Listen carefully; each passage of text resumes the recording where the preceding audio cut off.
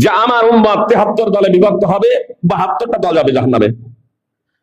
মুহাম্মদ সাল্লাল্লাহু আলাইহি সাল্লামকে সাহাবায়ে কিরাম 72টা দল প্রসঙ্গে জিজ্ঞেস করলেন না, যে আল্লাহ রাসূল সাল্লাল্লাহু আলাইহি সাল্লাম ওই 72টা দলের গুণ ও বৈশিষ্ট্য কি কথা বললেন না, বরং সাহাবায়ে কিরাম রাদিয়াল্লাহু তাআলা আনহুম নবী সাল্লাল্লাহু আলাইহি সাল্লামকে জিজ্ঞেস করলেন, মান হিয়া, আল্লাহ রাসূল যে দলটা জান্নাতে যাবে সেই দলটার পরিচয় কি, সেই দলটার বৈশিষ্ট্য কি, সেই দলটা কারা?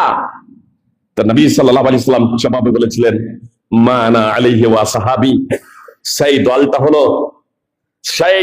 হলো সেটাই যে আমি যার উপরে প্রতিষ্ঠিত এবং আমার সাহাবায়ে কিরাম, আমি এবং আমার সাহাবায়ে কিরাম যার উপরে দণ্ডায়মান, আকীদাগত ভাবে, কর্মগত ভাবে, বিশ্বাসগত ভাবে যার উপরে প্রতিষ্ঠিত দাঁড়িয়ে আছি, এই গুণাবলী ও বৈশিষ্ট্য আকীদা যাদের হবে তারাই হবে মুক্তিপ্রাপ্ত দল। ইহুদিরা 71 দলে বিভক্ত হয়েছিল, খ্রিস্টানেরা 72 দলে বিভক্ত হয়েছে। মুহাম্মদ সাল্লাল্লাহু আলাইহি সাল্লাম বলছেন আমার উম্মত 73 দলে বিভক্ত হবে। বলছেন হবে আমার উম্মত যারা আমাকে রাসূল বলে স্বীকৃতি জ্ঞাপন করবে, যারা আল্লাহর উপরে ঈমান আনবে। আমার কথাটা খুব মনোযোগ দিয়ে শুনুন, এটা এই নয় যে মুহাম্মদ সাল্লাল্লাহু আলাইহি সাল্লামের সমস্ত উম্মতে দাওয়াত এবং উম্মতে ইজাবাত সকলেই, তার কারণ ইহুদিরাই তো 71 দলে বিভক্ত হয়েছে, খ্রিস্টানেরা 72 দলে, তাহলে এখানেই তো অনেক দল হয়ে যাচ্ছে। আর মুহাম্মদ সাল্লাল্লাহু আলাইহি সাল্লাম বলছেন আমার উম্মত 73 দলে বিভক্ত হবে, মানে যারা আমাকে নবী বলে মেনে নেবে, যারা কালেমায়ে শাহাদাত যারা পড়বে, তারা 73টা দলে বিভক্ত হবে। আর এই 73 দলের মধ্যে 72টাই দল যাবে জাহান্নামে। অন্যান্য দল যারা আছে, অন্যান্য ধর্মের যারা মানুষারি, মুহাম্মদ সাল্লাল্লাহু আলাইহি সাল্লামের নবী এবং রাসূল হয়ে যাওয়ার পরে মুহাম্মদ সাল্লাল্লাহু আলাইহি সাল্লাম সম্পর্কে নবী এবং রাসূল এর বার্তা অন্যান্যদের কাছে পৌঁছে যাওয়ার পরে যে কেউ নবী সাল্লাল্লাহু আলাইহি সাল্লামের উপরে ঈমান আনয়ন করবে না, তারা জান্নাত দিতে পারবে না। আজকে যে বিষয় নিয়ে আলোকপাত করার ইচ্ছা করেছি তা হলো মুক্তিপ্রাপ্ত দল, ফিরকা নাজিয়া।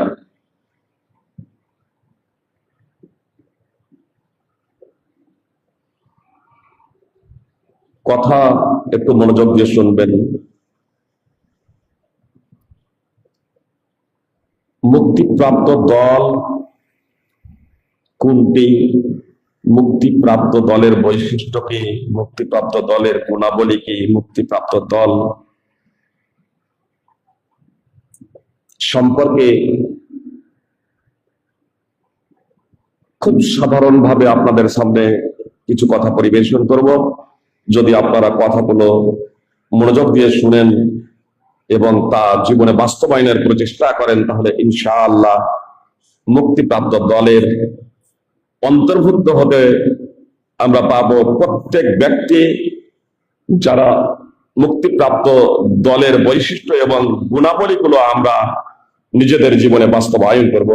আল্লাহ তাআলার কাছে তৌফিক ও সাহায্য কামনা করি। আল্লাহ তুমি আমাদের সেই রহমত ও তৌফিক প্রদান করো, যার মাধ্যমে আমরা তোমার বাণী, তোমার রাসূলের বাণী শুনে মুক্তিপ্রাপ্ত দলের অন্তর্ভুক্ত হতে পারবো বাস্তবায়নের মাধ্যম দিয়ে। আল্লাহ তাআলা বলেন, যে কেউ মাইয়ুতিল্লাহ ওয়া রাসূল, যে কেউ হোক সে পুরুষ অথবা মহিলা, পুরুষ হোক অথবা মহিলা, যুবক যুবতী, নর নারী, সে যে কেউ হোক না কেন, যারা আল্লাহ এবং রাসূলের আনুগত্য করবে, যারা আল্লাহ এবং রাসূলের অনুসরণ করবে, তো আল্লাহ তাআলা বলছেন তারা তাদের সাথে থাকবে যাদের প্রতি আল্লাহ তাআলা অনুগ্রহ করেছেন, যাদেরকে আল্লাহ তাআলা পুরস্কৃত করেছেন।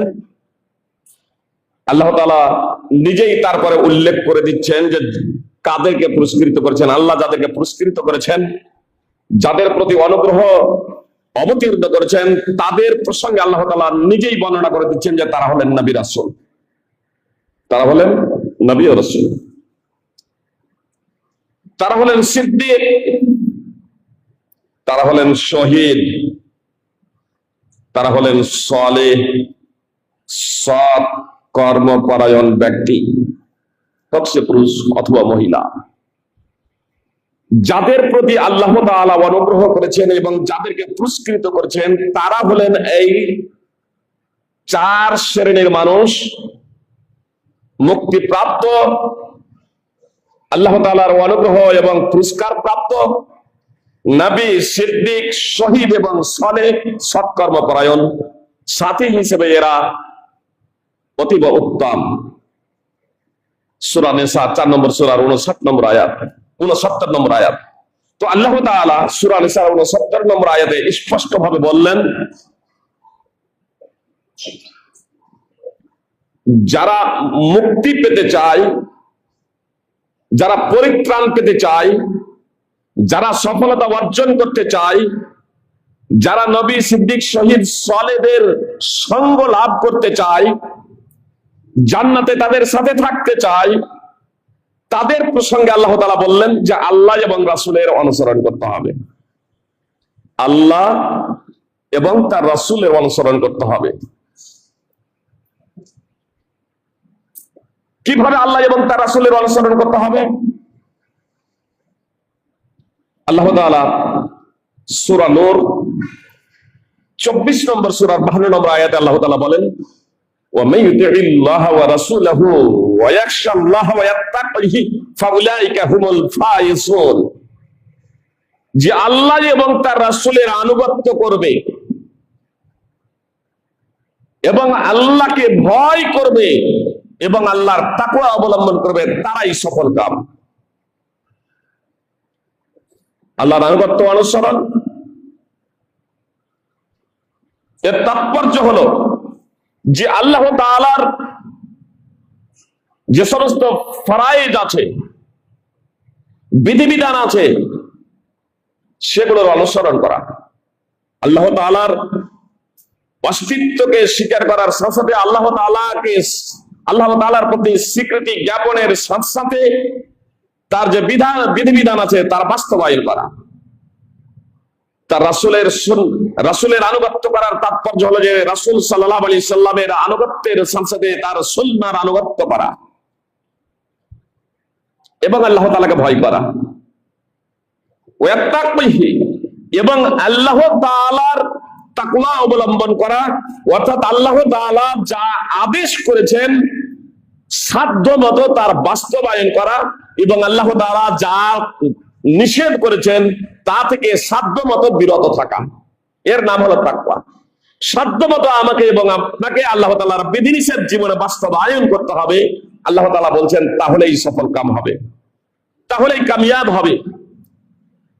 মুক্তিপ্রাপ্ত দল হওয়ার জন্য অন্যতম এই কয়েকটি গুণ কম্পালসারি, 4টি বৈশিষ্ট্য কম্পালসারি। এক, আল্লাহর আনুগত্য, তার রাসূল সাল্লাল্লাহু আলাইহি সাল্লামের আনুগত্য, আল্লাহ তাআলার ভয় এবং আল্লাহ তাআলা তাকওয়া তথা আল্লাহ তাআলা যা করার আদেশ দিয়েছেন তার বাস্তবায়ন, যা নিষেধ করছেন তা থেকে বিরত হয়ে যাওয়া। এই 4টি গুণ এবং বৈশিষ্ট্য যদি আমরা অবলম্বন করতে পারি তাহলে আমরা মুক্তিপ্রাপ্ত দলের অন্তর্ভুক্ত হব। আব্দুল্লাহ বিন আমর বিন আস রাদিয়াল্লাহু তাআলা আনহু সূত্রে হাদিস বর্ণিত আছে, রাসূল সাল্লাল্লাহু আলাইহি সাল্লাম বলেছেন,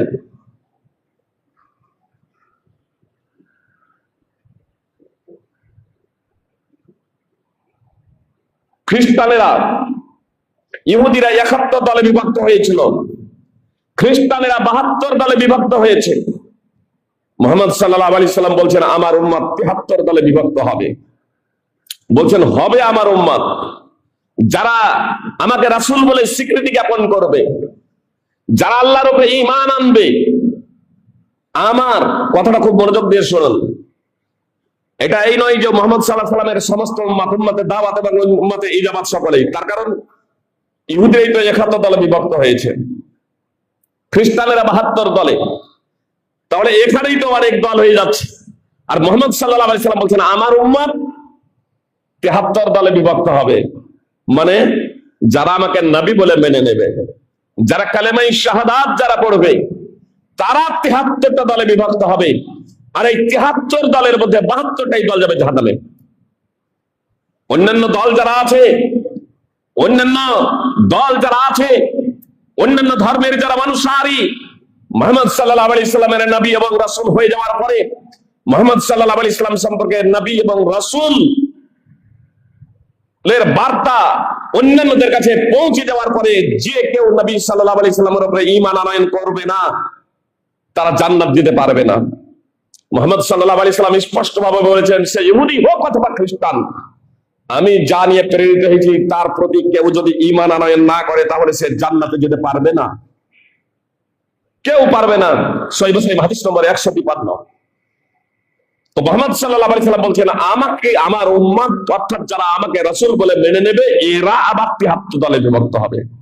73টা দলের মধ্যে 72টাই দল যাবে জাহান্নামে। মুহাম্মদ সাল্লাল্লাহু আলাইহি সাল্লাম বলছেন 72টা দল যাবে জাহান্নামে, মাত্র একটা দল যাবে জান্নাতে। আল্লাহ তাআলার কাছে প্রার্থনা করুন যাতে আমরা ওই জান্নাতি দলের অন্তর্ভুক্ত হতে পারি যে দলটা জান্নাতে যাবে। এখানে একটা বিষয় স্পষ্ট আপনাদের করে দিই, যে একটা দল যে মুহাম্মদ সাল্লাল্লাহু আলাইহি সাল্লাম বললেন জান্নাতে যাবে, তো এই একটা দল, এই দলটা কিন্তু প্রথমেই জান্নাতে যাবে। অন্যথায় যার অন্তরে রায়ের দানার সমপরিমাণ ঈমান আছে সেও জান্নাতে যাবে। আপনার এই যে 72টা দলের কথা বলা হলো, এই 72টা দলের মধ্যে কাফেরও আছে, মানে মুরতাদ হয়ে গেছে, ধর্মচ্যুত হয়ে গেছে, বা কোরআনের কিছু আয়াতকে বিশ্বাস করেছে, কোরআনের কিছু আয়াতকে অবিশ্বাস করেছে ঈমান আনার পরে। তো এই 72 দলের মধ্যে কাফেরও হতে পারে, বেদাতিও হতে পারে, রাফেজিও হতে পারে। অর্থাৎ মুসলমানদের মধ্যে আপনার ঈমান আনয়নের পরে যারা রাসূল সাল্লাল্লাহু আলাইহি ওয়াসাল্লামকে রাসূল বলে দাবি করেছিল, এদের মধ্যেও তাদের আকীদা এবং কর্মের কারণে কিছু দল তো কাফের হয়ে যাবে একেবারে, যারা চিরস্থায়ী জাহান্নামী হবে। আর কিছু দল কিন্তু বেদাতি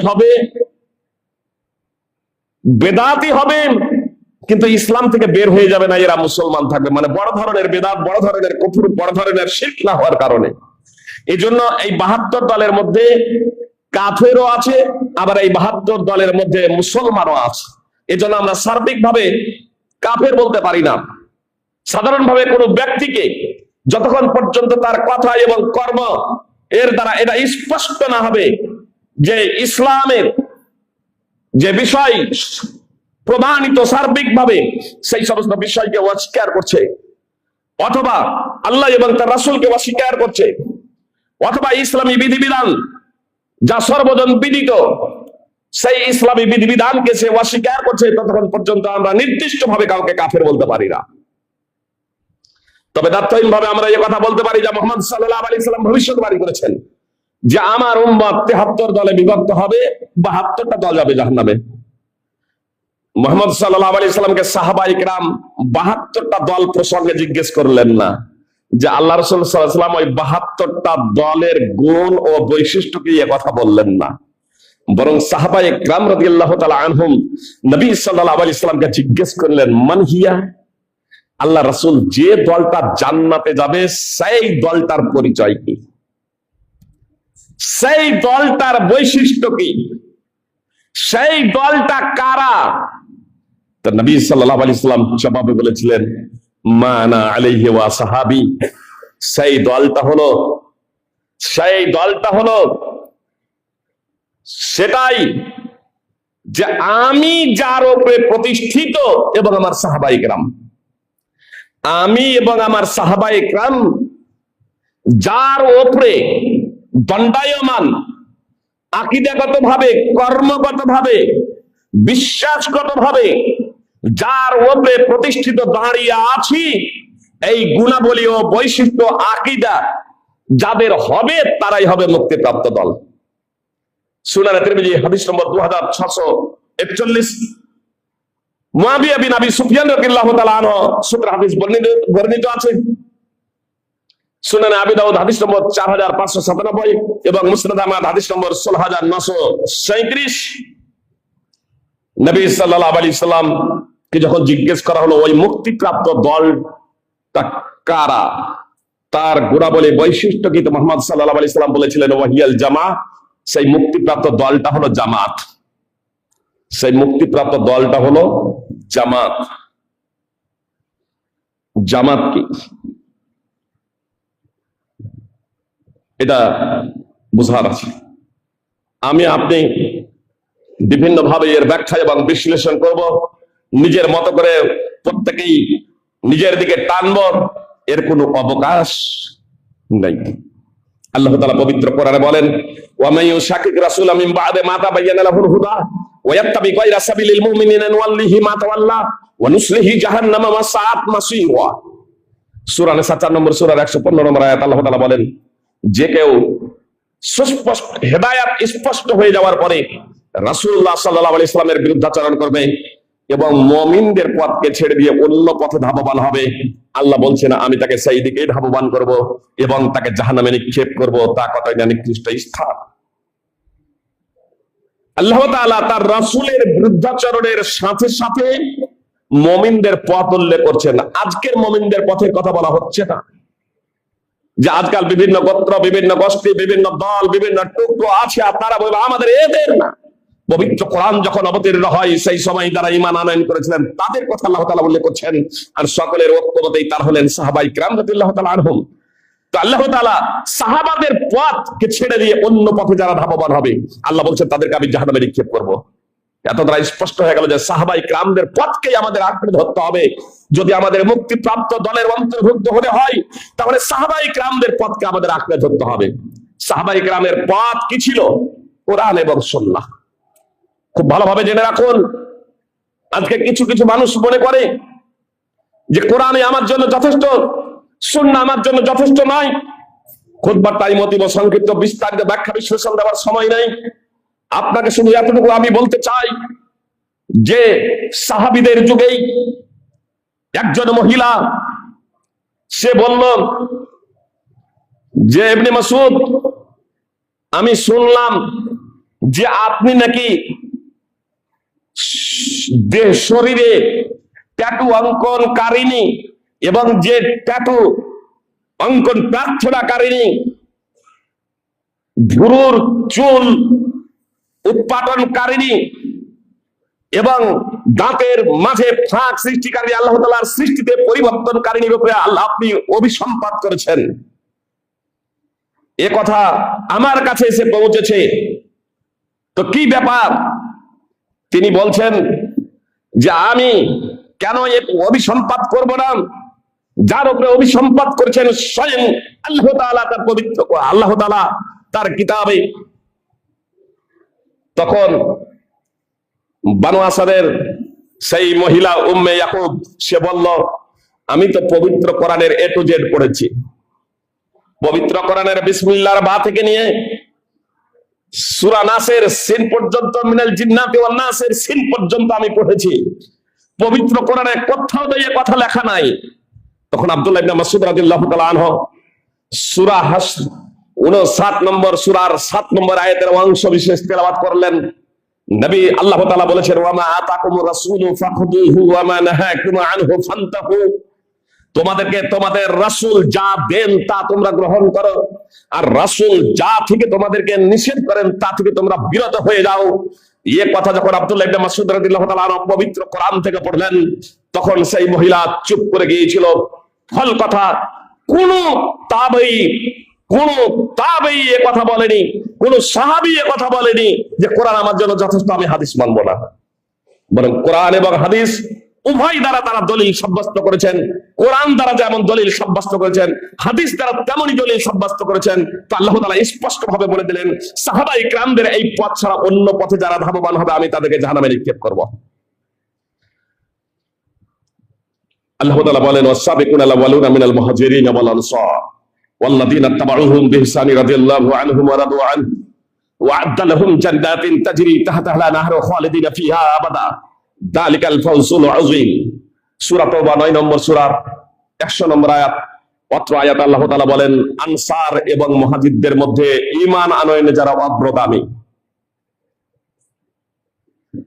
আজকাল কিছু ব্যক্তি আছে অল্পজ্ঞ, যারা কোরআন সুন্নাহ সম্পর্কে বিশেষ জ্ঞান অর্জন করেনি। তারা বলে আল্লাহ তো আমাদের নাম রেখেছে মুসলিম, তো আমরা আবার আজকে আহলে সুন্নাহ ওয়াল জামা বা আহলুল হাদিস বা সাবুল হাদিস বা বিভিন্ন নামে নামাঙ্কিত কেন হচ্ছে? আল্লাহ নিজেই বলছেন, দেখুন মুসলিম এটা নাম নয়। আপনাকে যদি জিজ্ঞেস করা হয় আপনার নাম কি, আপনি বলবেন আব্দুল্লাহ বা আব্দুর রহমান। আপনি যে বলছেন যে আপনার নাম আল্লাহ রেখেছেন মুসলিম, তো মুসলিম বলেন লোককে, যে আপনাকে যখন জিজ্ঞেস করবে যে আপনার নাম কি, তখন বলবেন মুসলিম। তো মুসলিম না বলে আবার আব্দুল্লাহ আব্দুর রহমান বলেন কেন? তখন বলছেন আসলে এটা আমার পরিচয়, পরিচিতি। আর মুসলিম এটা বৈশিষ্ট্যগত নাম। তাহলে বৈশিষ্ট্যগত নাম একাধিক হতে পারে, গুণগত নাম একাধিক হতে পারে, সত্তাগত নাম একটা। জি, আপনার যেটা বাপ মা রেখেছে সেই নামটা মুসলিম, এটা আপনার জন্মগত নাম নয়, জন্মগত ভাবে এটা নাম না। যেমন বাপ মা আপনার জন্মগত ভাবে নাম একটা দিয়েছে, আর তারপরে আপনি ডাক্তার হয়েছেন, তো ডাক্তারের একটা বৈশিষ্ট্য, আপনি লেখাপড়া করেছেন সেটা একটা বৈশিষ্ট্য, আপনার মধ্যে ভালো মন্দ বিভিন্ন গুণ আছে, সেগুলো এক একটা বৈশিষ্ট্য আপনার জমা হচ্ছে। তো আল্লাহ তাআলা পবিত্র কোরআনে সেই মুসলিম যাদেরকে মুসলিম কথা উল্লেখ করলেন, মুসলিম বলে আখ্যায়িত করেছেন, তাদেরই আবার গুণাবলী এবং বৈশিষ্ট্যের কথা উল্লেখ করে বলছেন যে আনসার এবং মুহাজির। সাহাবাদেরকে বলছেন আনসার এবং মুহাজিরদের মধ্যে ঈমান আনয়নে যারা অগ্রগামী এবং প্রথম, আল্লাহ বলছেন এবং একনিষ্ঠতার সাথে যারা তাদের অনুসরণ করবে তাদের প্রতি আল্লাহ সন্তুষ্ট। কথা একটু মনোযোগ দিয়ে শুনবেন।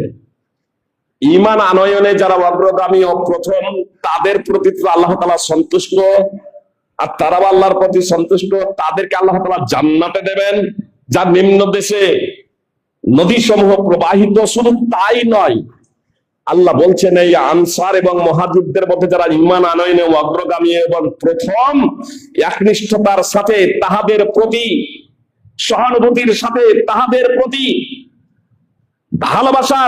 ভালোবাসা প্রদর্শন করতো, একনিষ্ঠতার সাথে এই আনসার এবং মুহাজিরদের যারা অনুসরণ করবে, আল্লাহ বলছেন তাদের প্রতি আল্লাহ সন্তুষ্ট এবং তারা আল্লাহর প্রতি সন্তুষ্ট। আল্লাহ তাদের জন্য এমন জান্নাত প্রস্তুত করে রেখেছেন যার নিচে নদী সমূহ প্রবাহিত। এটাই মহা সাফল্য। সূরা তাওবা 9 নম্বর সূরার 100 নম্বর আয়াত। আপনার মুহাজিরদের মধ্যে আবু বকর রাদিয়াল্লাহু তাআলা আনহু, উমর রাদিয়াল্লাহু তাআলা আনহু, উসমান রাদিয়াল্লাহু তাআলা আনহু, আলী রাদিয়াল্লাহু তাআলা আনহু, আরো অনেক সাহাবায়ে কেরাম আছেন। আপনার খোলাফায়ে রাশিদিন, চারজন হেদায়েতপ্রাপ্ত খলিফা, এই চারজনই রয়েছেন। আল্লাহ শুধু এই আবু বকর, উমর, উসমান, আলী এদেরকে জান্নাতেই বললেন না, শুধু জান্নাতেই বললেন না, বরং বললেন যারা একনিষ্ঠতার সাথে তাদের অনুসরণ করবে তারাও জান্নাতি। এরপরেও যদি কেউ কাফের বলে আবু বকর এবং উমরকে, তাহলে জানতে হবে সে জাহান্নামী। আল্লাহ নিজে বলছেন আনসার এবং মুহাজিরদের মধ্যে ঈমান আনেন যারা অগ্রগামী এবং প্রথম। সর্বজন বিদিত শিয়া সুন্নি সকলে এ বিষয়ে একমত যে ঈমান আনয়নে অগ্রগামী এবং প্রথম আবু বকর, উমর, উসমান, আলী। এরা প্রথম দিকে ঈমান নিয়ে এসেছিলেন এবং তারা হিজরত করেছিলেন, তারা হয়ে গেলেন মুহাজির। আর আল্লাহ বলছেন তাদেরকে তো জান্নাতে দিবই, তাদের প্রতি তো আল্লাহ সন্তুষ্টই। যত মানুষ তাদের একনিষ্ঠতার সাথে অনুসরণ করবে, আল্লাহ বলছেন তাদেরকেও জান্নাতে দেব, তাদের প্রতি আল্লাহ তাআলা সন্তুষ্ট। এটা কম বড় পাওনা মুক্তিপ্রাপ্ত দলের, এটাই হচ্ছে বৈশিষ্ট্য। তো মুহাম্মদ সাল্লাল্লাহু আলাইহি সাল্লাম কে যখন জিজ্ঞেস করা হলো যে মুক্তিপ্রাপ্ত দল কি, একটু মুহাম্মদ সাল্লাল্লাহু আলাইহি সাল্লাম বললেন আমি এবং আমার সাহাবায়ে কেরাম যার উপরে প্রতিষ্ঠিত, এর উপরে যারা প্রতিষ্ঠিত থাকবে তারাই মুক্তিপ্রাপ্ত দল। অর্থাৎ কোরআন এবং সুন্নাহ এক, আর দুই ওয়াহিয়াল জামা, এটাও কিন্তু কোরআন এবং সুন্নাহ। সুতরাং আব্দুল্লাহ ইবনে মাসউদ রাদিয়াল্লাহু তাআলা আনহু একদা এক কুফিকে জবাবে বলেছিলেন, আমি তো মনে ভাবছিলাম তুমি একজন বুদ্ধিজীবী, এ তো দেখছি তুমি নির্বোধ, ইন্না জুমহুরাল জামাতিল্লাযীনা ফারাকুল জামাআহ, জামাতের অধিকাংশ লোক জামাত থেকে বিচ্ছিন্ন হয়ে গিয়েছে। আজকে আপনি সংখ্যা দিয়ে বিচার করবেন না, যে আমাদের সংখ্যা ভারী, অতএব আমরা হকের উপরে, এটা দলিল না। মুসলমানদের মাঝে আজকে বেশিরভাগ বেনামাজি, তো বেনামাজি হকের উপরে আছে নাকি? বেনামাজি অধিকাংশ মানুষ। সংখ্যা এটা মানদণ্ড নয়। আব্দুল্লাহ ইবনে মাসউদ রাদিয়াল্লাহু তাআলা ব্যর্থহীনভাবে জামাতের ব্যাখ্যা প্রসঙ্গে বলছেন, জামাতের অধিকাংশ লোক জামাত থেকে বিচ্ছিন্ন হয়ে গিয়েছে। জামাতের অধিকাংশ লোক জামাত থেকে বিচ্ছিন্ন হয়ে গিয়েছে। ইন্না জমহুরাল জামাতিল্লাযীনা ফারাকুল জামাহ ওয়াল জামাআতু মা ওয়াফাকাল হাক্কা ওয়া ইন কুনতা ওয়াহদাক। আরে জামাত তো হলো সেটাই, আব্দুল্লাহ ইবনে মাসউদ রাদিয়াল্লাহু তাআলা আনহু বলেন, জামাত তো হলো সেটাই যা হকের অনুকূলে, যদিও তার সদস্য সংখ্যা একজন হয়। ইমাম মসজিদ তাহজিবুল কামাল এবং ইমাম ইবনে আসাকির তারিখে দিমাশকে আব্দুল্লাহ ইবনে মাসউদ রাদিয়াল্লাহু তাআলা আনহু থেকে বিশুদ্ধ সূত্রে এই কথা উল্লেখ করেছে। অর্থাৎ জামাত হলো সেটাই যেটা হকের অনুকূলে, কোরআন এবং সুন্নাহর অনুকূলে, যদিও তার বাস্তবায়নকারী, যদিও তার সদস্য সংখ্যা একজন হয়। আলহামদুলিল্লাহ, পৃথিবীতে একজন কোন সময় আপনার এই সদস্য এখনো থেকে যায় নাই। মুহাম্মদ সাল্লাল্লাহু আলাইহি সাল্লাম ভবিষ্যৎবাণী করেছেন। মুহাম্মদ সাল্লাল্লাহু আলাইহি সাল্লাম ভবিষ্যৎবাণী করেছেন। বিভিন্ন সাহাবায়ে কেরাম রাদিয়াল্লাহু তাআলা আনহুর সূত্রে হাদিস বর্ণিত আছে। বুখারী, মুসলিম, আবু দাউদ, তিরমিজি, নাসাই, ইবনে মাজাহ, মুসনাদ আহমদ, সুনানে দারামি, বিভিন্ন হাদিস গ্রন্থে হাদিস রয়েছে। কুতুবে সিত্তা সহ আরো আদার্স হাদিস গ্রন্থে হাদিস রয়েছে। নবী সাল্লাল্লাহু আলাইহি সাল্লাম বলেছেন, লা তাসালু তাইফাতুম মিন উম্মতি আলাল হাক্কি যাহিরিন। আমার উম্মতের একটি দল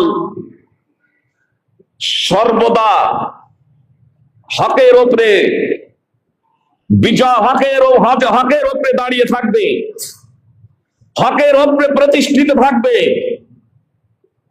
লা ইয়াদুরহুম মান ইয়াখযুলহুম হাত্তা ইয়াতি আমরুল্লাহ। কোন জায়গায় আছে হাত্তা তাকুমাস সাআ। যারা তাদের বিরুদ্ধাচরণ করবে, যারা তাদের ক্ষতি সাধন করার চেষ্টা করবে, যারা তাদের অপমান করার প্রচেষ্টা করবে, তারা তাদের ক্ষতি করতে পারবে না। আল্লাহ তাআলার নির্দেশ না আসা পর্যন্ত, জি, আল্লাহ তাআলার নির্দেশ কোন জায়গায় আছে হাত্তা তাকুমাস সাআ, কিয়ামত সংঘটিত না হওয়া পর্যন্ত। এত দ্বারা বোঝানো হয়েছে হকের উপরে সর্বদা, হকের উপরে সর্বদা একটা দল কায়েম থাকবে, প্রতিষ্ঠিত থাকবে, যাদের আকীদা এবং আমল এবং স্লোগান হবে কোরআন এবং সুন্নাহর বিপরীতে কারো কথা চলবে না।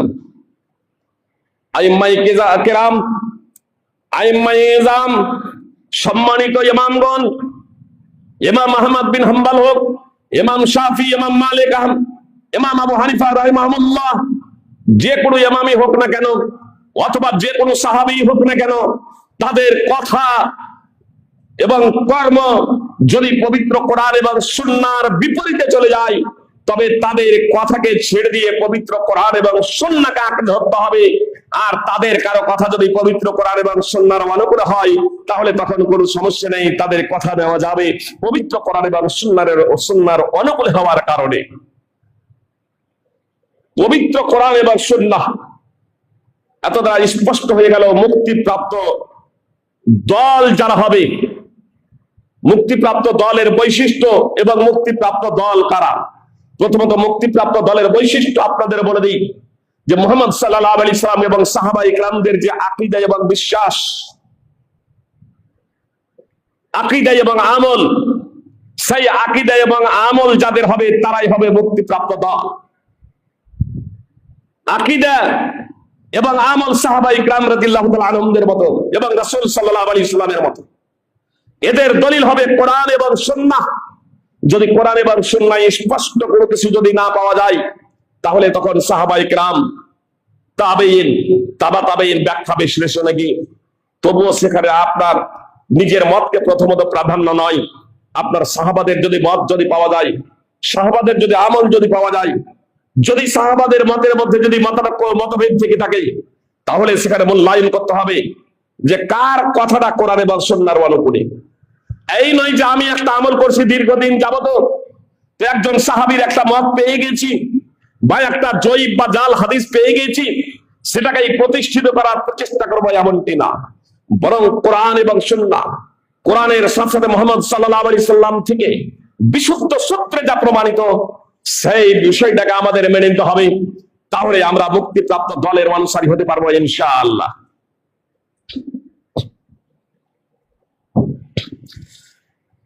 আলহামদুলিল্লাহ ওয়াসসালাতু ওয়াসসালামু আলা রাসূলিল্লাহ, আম্মা বা'দ, ফাউযু বিল্লাহি মিনাশ শাইতানির রাজীম।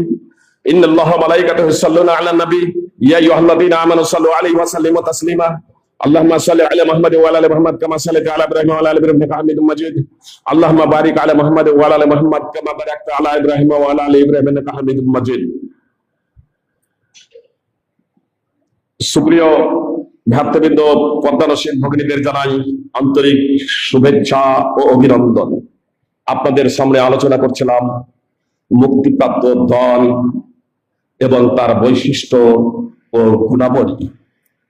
এখানে একটা বিষয় স্পষ্ট করে দিই আপনাদের সামনে, মুহাম্মদ সাল্লাল্লাহু আলাইহি সাল্লামের যে হাদিসের ভাবার্থ পরিবেশন করলাম, যে মুহাম্মদ সাল্লাল্লাহু আলাইহি সাল্লাম বলেছেন যে একটি দল হকের উপরে প্রতিষ্ঠিত থাকবে, হকের উপরে থেকে, হকের সপক্ষে থেকে তারা সংগ্রাম করবে, ইসলামের উপরে নিজেরা আমল, ইসলামের উপরে নিজেরা প্রতিষ্ঠিত থাকবে, কোরআন এবং সুন্নাহ অনুযায়ী তারা আকীদা পোষণ করবে এবং তারা আমল করবে, সাথে সাথে তার প্রচার এবং পাবলিসিটির ব্যাপারে যথাসাধ্য প্রচেষ্টা করবে।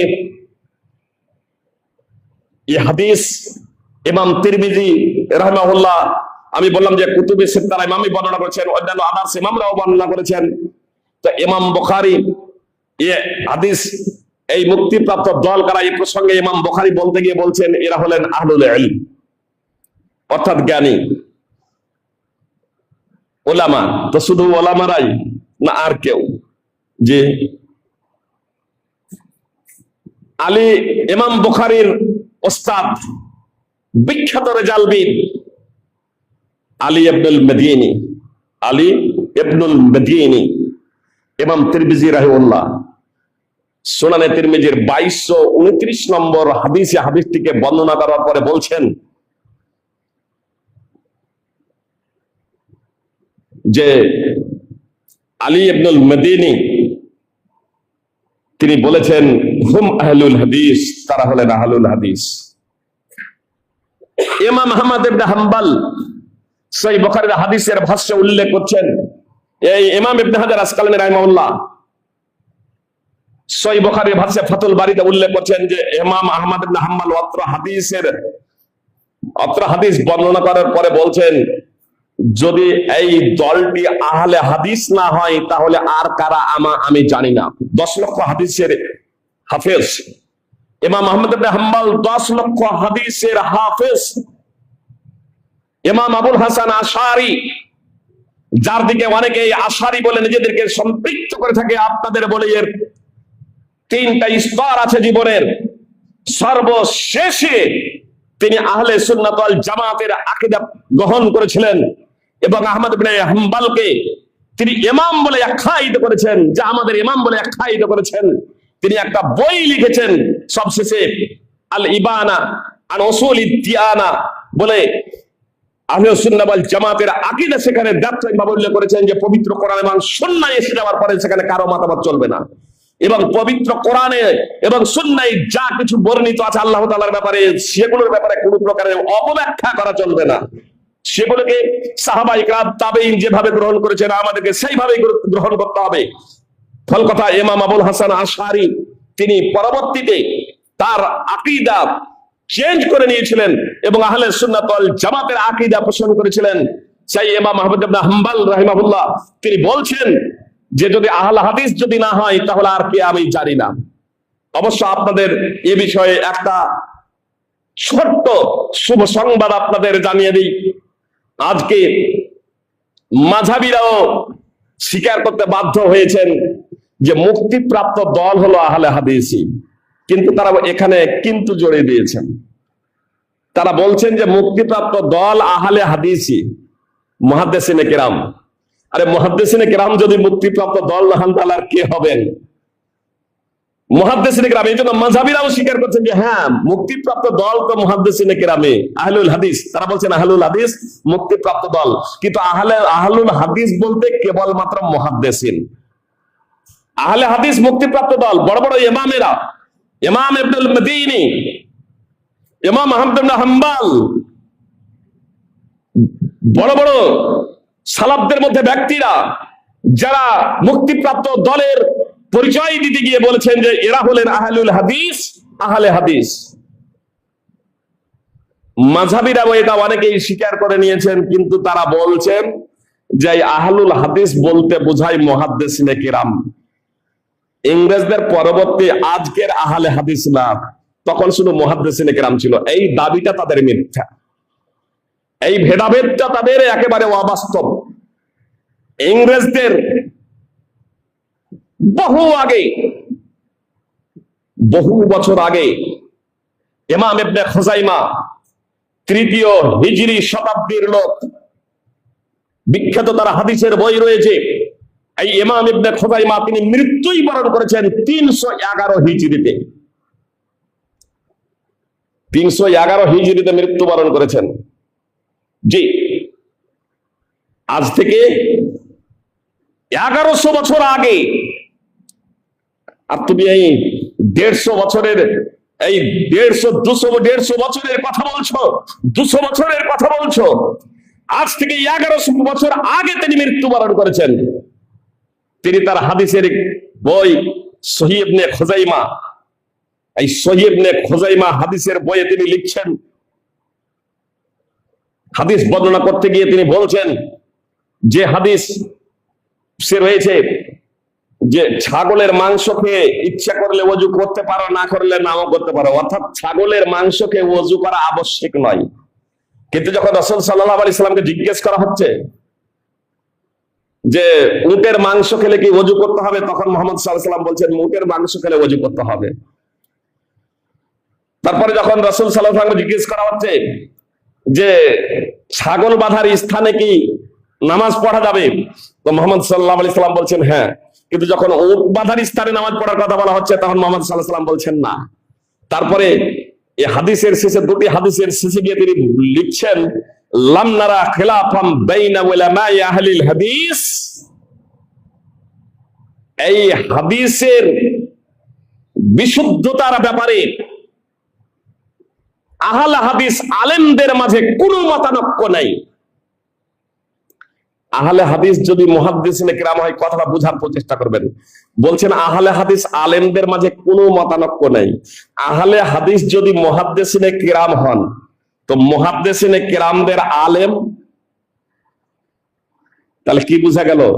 যে আহলে হাদিস বলতে আজ থেকে 1100 বছর আগেও, আজ থেকে 1100 বছর আগেও, তৃতীয় হিজরি শতাব্দীতেও আহলে হাদিস মুহাদ্দিসিনে কেরামদের যুগে শুধু মুহাদ্দিসিনে কেরামদের জন্য আহলে হাদিস শব্দটি ব্যবহৃত হতো না, বরং মুহাদ্দিসিনে কেরাম এবং মুহাদ্দিসিনে কেরামের সাথে সাথে যারা মুহাদ্দিসিনে কেরামের মানহাজ এবং মাসলাক এবং পথ অনুযায়ী জীবন যাপন করত, অর্থাৎ কোরআন এবং সুন্নাহ অনুযায়ী মুহাদ্দিসিনে কেরামের প্রদর্শিত পথ অনুযায়ী যারা চলতো, সাহাবায়ে কেরাম তাবেঈনদের পথ অনুযায়ী যারা জীবন যাপন করত, তাদেরকে আহলে হাদিস বলা হতো। সে আহলে হাদিস জনসাধারণ হোক অথবা আহলে হাদিস মুহাদ্দিস হোক। ইমাম ইবনে খুজাইমা উক্তি দ্বারা এটা সুস্পষ্ট। ইমাম ইবনে খুজাইমা তিনি তার হাদিসের গ্রন্থে এই কথাটি উল্লেখ করেছেন। এই ইমাম ইবনে খুজাইমার কথাটি ইমাম ইবনে হিব্বান তিনিও তার সহিহ ইবনে হিব্বানে উল্লেখ করেছেন। ইমাম বাইহাকি আস-সুনানুল কুবরাতে তার এই কথা উল্লেখ করেছেন। এত দ্বারা স্পষ্ট হয়ে গেল যেটা ইংরেজদের দালাল বলে তৈরি করা হচ্ছে, ইংরেজদের আমলে আহলে হাদিস তৈরি হয়েছে, এই জনগণে আহলে হাদিস আগে ছিল না, এটা সম্পূর্ণ মিথ্যা এবং ভাউতাবাদী। আপনাদেরকে সুস্পষ্ট ভাবে আমি বার্তা দিতে চাই, যদি মুক্তিপ্রাপ্ত দলের যদি আপনি যদি অনুসারী যদি হতে চান, মুক্তিপ্রাপ্ত দলের যদি আপনি অন্তর্ভুক্ত হতে চান, তাহলে আমি বলবো যে কোনো মাসলাক, যে কোনো মাযহাব, যে কোনো ঘরেই আপনার জন্ম হোক না কেন, যে কোনো ধর্মাবলীর বাড়িতে আপনার জন্ম হোক না কেন, আপনি যদি মুক্তিপ্রাপ্ত দলের যদি অন্তর্ভুক্ত যদি হতে চান, তাহলে আপনাকে মুহাদ্দিসিনে কেরাম, সাহাবায়ে কেরাম, তাবেঈন, তাবেঈনদের যে মাযহাব ছিল এবং মাসলাক ছিল, তথা রাসূল সাল্লাল্লাহু আলাইহি ওয়াসাল্লামের আকীদা, সাহাবায়ে কেরামদের আকীদা এবং আমল যা ছিল কোরআন এবং সুন্নাহ, এই কোরআন এবং সুন্নাহকে আপনার পক্ষে হোক অথবা বিপক্ষে হোক, আপনার মানসিকতার পক্ষে হোক অথবা বিপক্ষে হোক, আপনাকে প্রথমে সর্বান্তকরণে সেখানে স্বীকৃতি প্রদান করতে হবে। অতঃপর সাধ্যমতো আপনাকে বাস্তবায়নের প্রচেষ্টা করতে হবে। তাহলে ইনশাআল্লাহ আপনি ওই ফেরকায়ে নাজিয়া মুক্তিপ্রাপ্ত দলের অন্তর্ভুক্ত হতে পারবেন।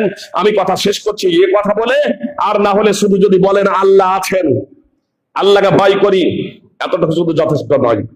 ইবলিস শয়তান বিতাড়িত হওয়ার পরে, আল্লাহ যখন ইবলিস শয়তানকে বিতাড়িত করেছিলেন পবিত্র কোরআন অধ্যয়ন করবেন, তারপরে ইবলিস শয়তান কখনো বলেনি যে আল্লাহ নেই, বরং যখনই তার প্রয়োজন পড়েছে তখন আল্লাহর কাছেই প্রার্থনা করেছে। এমনকি বদর যুদ্ধে মুশরিকদের পক্ষ অবলম্বন করে ইবলিস শয়তান সুরাকা বিন মালিক বিন জুসুমের রূপ ধারণ করে বদরের ময়দানে উপস্থিত হয়েছিল। তারপরে যখন দেখলো যে আসমান থেকে আল্লাহ তাআলা ফেরেশতা অবতরণ করছেন মুসলিমদের সাহায্যার্থে, মুসলিমদের সহযোগিতার জন্য, তখন ইবলিস শয়তান ফেরেশতাদের দেখে পালাতে যাচ্ছে। আর এমন মুহূর্তে একজন মুশরিক যুবক তার হাতটাকে চেপে ধরে বলছে, চাচা যান, আপনি কোথায় পালান? একটু আগেই না জ্বালাময়ী ভাষণ দিয়েছিলেন আজকে জয় হবেই হবে, যুদ্ধের ময়দান ছেড়ে পালানোর কোনো প্রশ্নই নেই, আর এখন আপনি যুদ্ধের ময়দান ছেড়ে কোথায় পালান? তখন ওই সুরাকা বিন মালিকের রূপ ধরে যে ছিল ইবলিস শয়তান, তখন সে বলেছিল, আমি যা দেখতে পাচ্ছি তোমরা তা দেখতে পাও না। ইন্নী আখাফুল্লাহ ওয়াল্লাহু শাদীদুল ইকাব, নিশ্চয় আমি আল্লাহকে ভয় করি, তিনি কঠোর শাস্তিদাতা। সূরা আনফাল 8 নম্বর সূরা 48 নম্বর আয়াত। এত দ্বারা কি বোঝা গেল? যে শুধু আল্লাহ আছেন আর আল্লাহকে ভয় করি সাময়িক ভাবে, আল্লাহকে ভয় করি, কখন আল্লাহর কাছে প্রার্থনা করা, এটা মুক্তিপ্রাপ্ত দলের বৈশিষ্ট্য না, এটা মুক্তিপ্রাপ্ত দলের বৈশিষ্ট্য না এবং গুণাবলী না। আমাকে আপনাকে যদি মুক্তিপ্রাপ্ত দলের যদি অন্তর্ভুক্ত যদি হতে হয়, তাহলে আমাকে আপনাকে নির্দ্বিধায় পবিত্র কোরআন এবং সুন্নাহর অনুসরণ করতে হবে। সুপ্রিয় ভ্রাতৃবৃন্দ, কথা শেষ করছি। এ কথা বলে আমরা নামাজ পড়ি, বলি আল্লাহ তাআলাকে, ইহদিনাস সিরাতাল মুস্তাকিম সিরাতাল্লাযীনা আন'আমতা আলাইহিম গায়রিল মাগদুবি আলাইহিম ওয়ালাদ-দাল্লিন। সূরা ফাতিহার তাফসীরটা একবার বাড়িতে পড়বে। অ্যান্ড্রয়েড মোবাইলও পবিত্র করা হয়েছে, যাদের বাড়িতে ডাইরেক্ট কোরআনের তাফসীর নেই, কোরআনের ব্যাখ্যা নেই, অন্তত মোবাইলে ডাউনলোড করে নেবেন, তারপরে সূরা ফাতিহার এই আয়াতগুলোর তাফসীরে অন্তত একটু পড়ার চেষ্টা করবেন। কি বলছে? ইহদিনাস সিরাতাল মুস্তাকিম, হে আল্লাহ আপনি আমাকে সরল পথের হেদায়াত দিন, সরল পথে পথ প্রদর্শন করুন। হেদায়াত পথ প্রদর্শনের দুটো অর্থ হয়, যখন এর সিলা, এই হেদায়াত শব্দটা যখন ইলা প্রিপোজিশন হারফে জারের সাথে বর্ণিত হয়, তখন শুধু পথ দেখানো।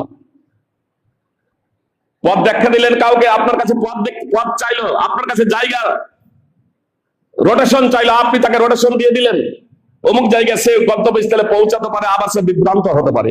একটা পথ দেখানো। আর দ্বিতীয় পথ হচ্ছে গন্তব্যস্থলে পৌঁছে দেওয়া। যখন এলা থাকে না, তো এখানে এলা নেই, গন্তব্যস্থলে পৌঁছে দেওয়া। আমি এবং আপনি নামাজে কি প্রার্থনা করছি? হে আল্লাহ, তুমি আমাকে সরল পথের পথ নির্দেশনা দাও।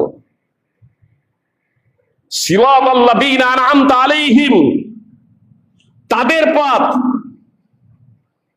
যে পথের পথিকদের প্রতি তুমি অনুগ্রহ করেছো, যে পথের পথিকদের তুমি পুরস্কৃত করেছো, তাদের পথ নয়। গায়রিল মাগদুবি আলাইহিম ওয়ালাদ-দাল্লিন, তাদের পথ নয় যাদের প্রতি আপনার কোপ বর্ষিত হয়েছে, যারা পথভ্রষ্ট হয়েছে। পথভ্রষ্ট কারা? ব্যাখ্যা বিশ্লেষণে যাচ্ছে না, সবাই শেষ। পথভ্রষ্ট হচ্ছে খ্রিস্টান। এর সাধারণ একটা বৈশিষ্ট্য, ইনজিলে যা পেত নিজে থেকে ও নিজে বানিয়ে ভালো মনে করে অনেক কিছু করত। দলিল নাই, এটা তো খারাপ না, ভালো জিনিস। আজকাল সাধারণ কিছু আলেম, হয় তিনি আসলে আলেম নাম ধারণ করেছেন, কোরআন সুন্নাহ সম্পর্কে তার জ্ঞান নেই, অথবা জনগণকে বিভ্রান্ত করার জন্য বলছেন। ফেসবুকে একদিন দেখছি একজন পোস্ট দিয়েছেন, আল্লাহ রাসূল সাল্লাল্লাহু আলাইহি ওয়াসাল্লাম তো ভাত খাননি, তাহলে ভাত খাওয়াটা এটা বেদাত নয়, আজকে সব এর যে ভাত খাচ্ছে। নাউযুবিল্লাহি মিন যালিক।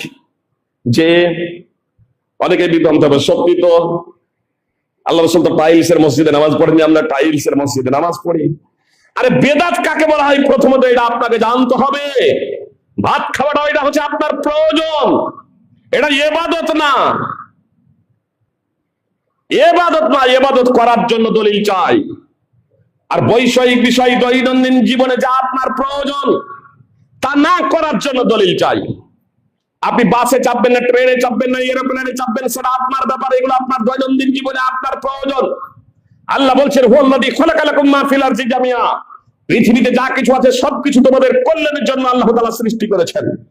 অতএব এখানে কোন জিনিসকে হারাম বলার জন্য দলিল চাই। সবকিছু বৈধ, পৃথিবীতে যা কিছু আছে, যা কিছু আবিষ্কার হবে সব বৈধ যতক্ষণ পর্যন্ত হারামের দলিল না থাকবে। কিন্তু ইবাদতের ক্ষেত্রে ততক্ষণ পর্যন্ত কোনো ইবাদত বৈধ হবে না যতক্ষণ না তার কোরআন এবং সুন্নাহয় দলিল থাকবে।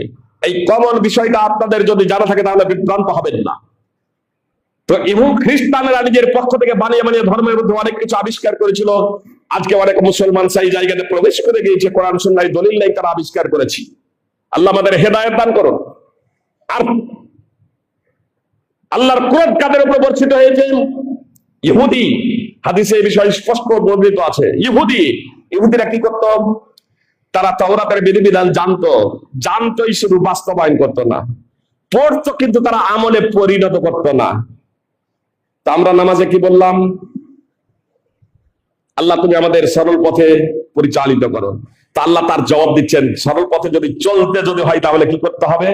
ওয়ামান ইউতিইল্লাহ ওয়া রাসূল, আল্লাহ এবং রাসূলের আনুগত্য করো। ফাউলাইকা মাআল্লাযীনা আনআমা আল্লাহু আলাইহিম মিনান নাবিয়্যিনা ওয়াস সিদ্দীকিনা ওয়াস শুহাদা'i ওয়াস সালিহিন। যদি আল্লাহ এবং রাসূলের আনুগত্য করো তাহলেই তোমরা তাদের সঙ্গে থাকবে যাদের প্রতি আল্লাহ তাআলা অনুগ্রহ করেছেন, যাদেরকে পুরস্কৃত করেছেন, তারা হলেন নবী, সিদ্দিক, শহীদ এবং সালেহ। অতএব আমাকে এবং আপনাকে কোরআন এবং সুন্নাহর অনুসরণ করতে হবে নির্দ্বিধায়। যখনই আমরা জানতে পারবো আমাদের কর্মের ব্যাপারে, আমাদের আকীদার ব্যাপারে, আমাদের আমলের ব্যাপারে যে এটা কোরআন এবং সুন্নাহর পরিপন্থী, তৎক্ষণাৎ আমরা ছেড়ে দেবো। যখন আমরা জানতে পারবো কোরআন এবং সুন্নাহ হচ্ছে এই, তৎক্ষণাৎ আমরা সেটাকে গ্রহণ করবো। আল্লাহ তাআলা আমাদের প্রত্যেককে নিরপেক্ষ দৃষ্টিভঙ্গিতে পবিত্র কোরআন এবং সুন্নাহ অধ্যয়ন করার এবং তার বাস্তবায়ন করার তৌফিক দান করেন।